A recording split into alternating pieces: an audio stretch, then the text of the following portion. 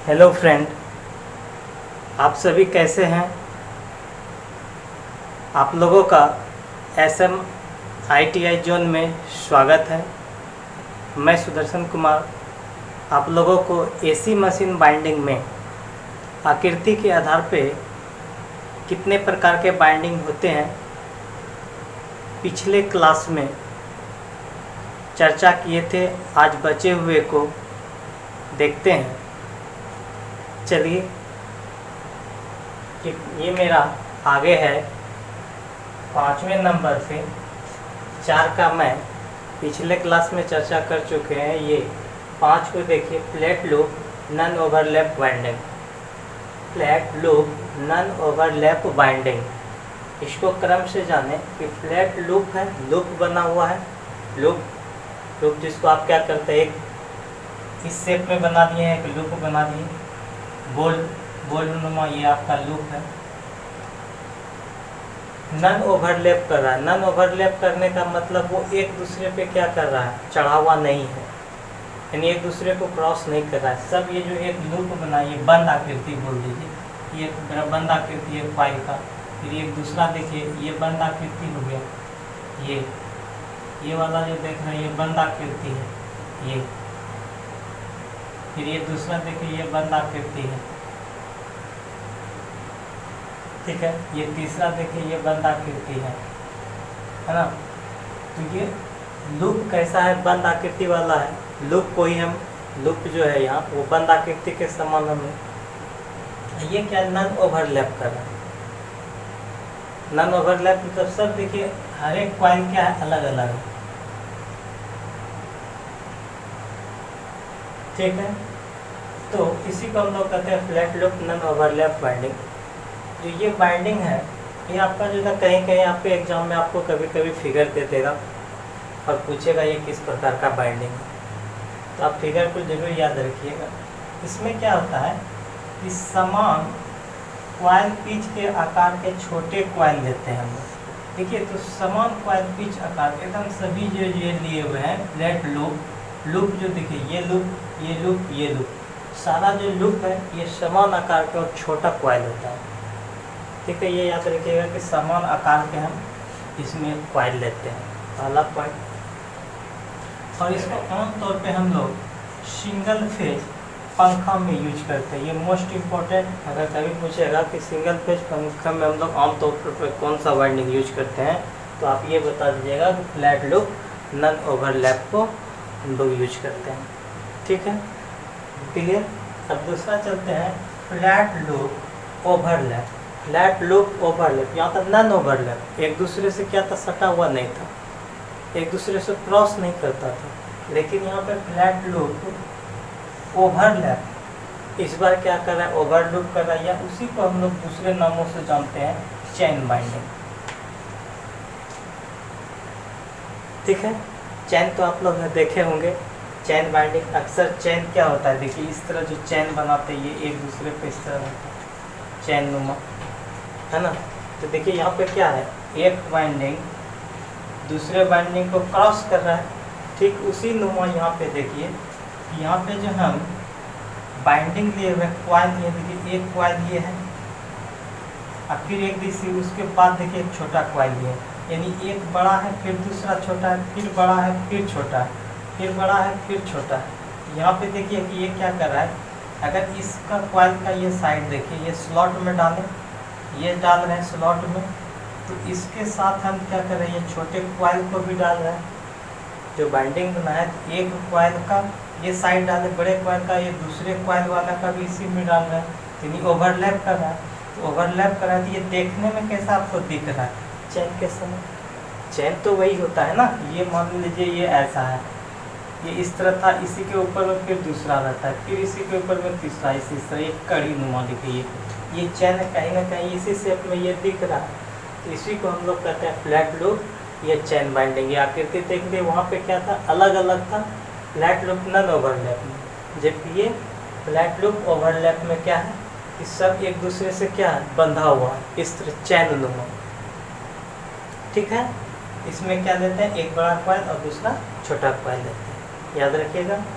अब इसको क्या है, इसमें क्या आता है ये याद रखिएगा कि प्रति पोल प्रति फेज कॉइल की संख्या एक से अधिक रखते हैं। प्रति पोल प्रति फेज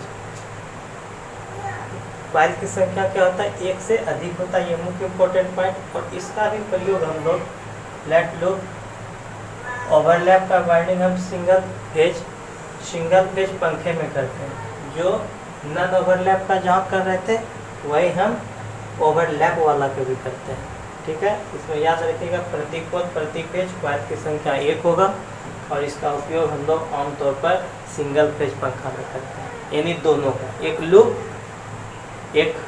लूप हो गया और दूसरा नन ओवर लूप, दोनों में। ठीक है, अब आगे चलते हैं। एक कंसंट्रिक बाइंडिंग है। नेक्स्ट आपका है कंसंट्रिक बाइंडिंग। कंसंट्रिक बाइंडिंग का अर्थ ये होता है कि कंसंट्रिक करने का मतलब कि उसका एक सेंटर आप मान लीजिए, जिस प्रकार ये हो गया कंसंट्रिक, मतलब ये सेंटर है, इसी पे एक कॉइल है, सेंटर एक ही रहेगा, फिर इसी के ऊपर में दूसरा कॉइल है, फिर इसी के ऊपर में देखिए एक तीसरा कॉइल है। देखिए कहीं ना कहीं वैसा ही बना हुआ है क्या कंसंट्रिक बाइंडिंग में भी। मतलब ये कॉइल हो गया एक, ये वाला जो देख रहे हैं ये कॉइल, इसी के ऊपर में देखिए ये दूसरा कॉइल है ये वाला, इसी के ऊपर में देखिए ये तीसरा कॉइल बन दिया हुआ है। ठीक है, ये कॉइल क्या होता है, चढ़ा हुआ पतित नहीं होगा, उसी के ऊपर में क्या कर रहा है कि हम क्या कर रहे हैं उसको रख रहे हैं, एक रखे फिर इसके ऊपर में दूसरा, फिर इसके ऊपर में तीसरा, इस तरह ये कंसंट्रिक है।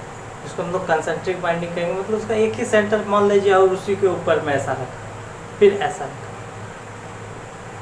ठीक है, यानी इसको आप कह सकते हैं कि इसमें कहता है कॉइल चढ़ी हुई नहीं रहती है। याद रखिएगा वैसा कौन सा बाइंडिंग इसमें कॉइल चढ़ा हुआ नहीं रह रही है कंसंट्रिक बाइंडिंग में।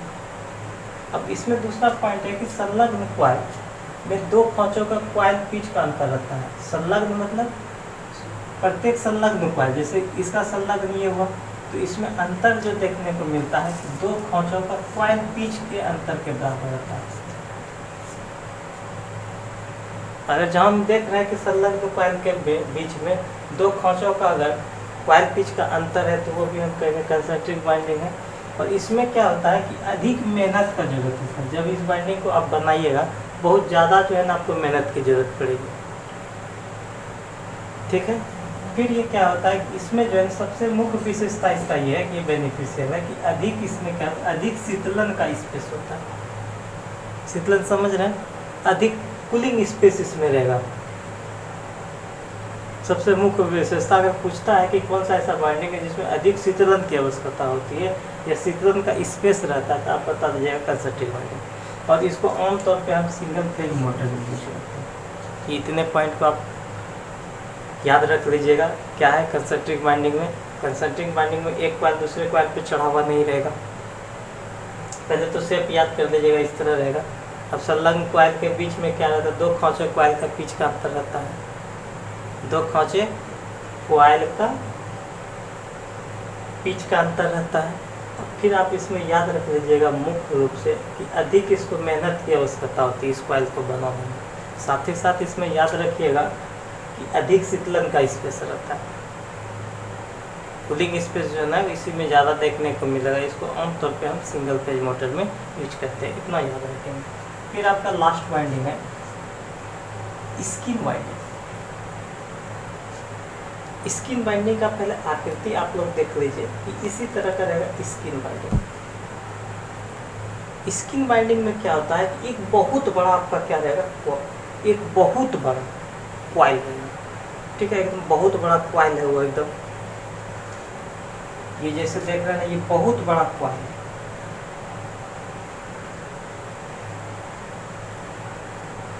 और उसी को हम क्या करते हैं कि यही कॉइल बहुत बड़ा है, बहुत बड़ा मतलब बहुत बड़ा व्यास वाला कॉइल है, बहुत बड़ा। ठीक है, उसी को हम क्या कर रहे हैं कि बार बार मोड़ करके देखिए ये लिए इसी को मोड़े हुए देखिए एक ही बड़ा कॉइल है, इसको हम क्या कर दिए दो कॉइल में बांट दिए। देखिए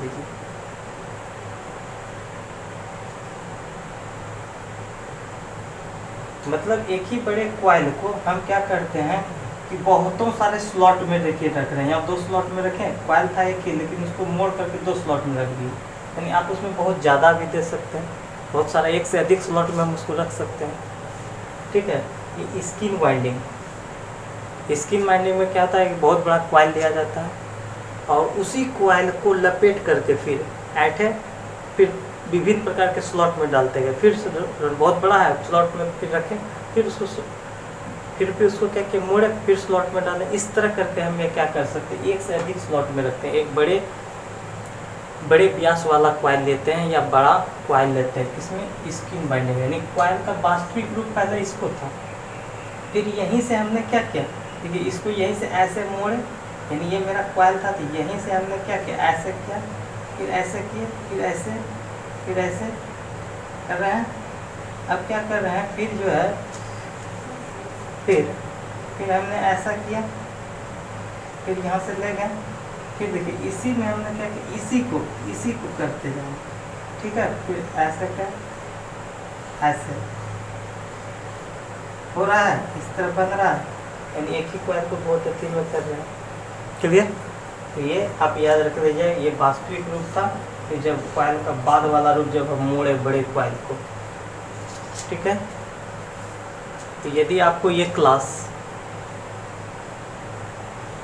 अच्छा लगा तो आप लोग दिल से शेयर तथा सब्सक्राइब करेंगे, एवं साथ ही साथ हमारे जो नए विद्यार्थी इस वीडियो को देख रहे हैं उनसे भी मेरा रिक्वेस्ट है कि अगर वीडियो अच्छा लगा तो सब्सक्राइब तथा लाइक करेंगे। यदि आपको किसी प्रकार का दिक्कत या प्रॉब्लम होता है तो आप कमेंट बॉक्स में कमेंट जरूर करेंगे। Thank you class.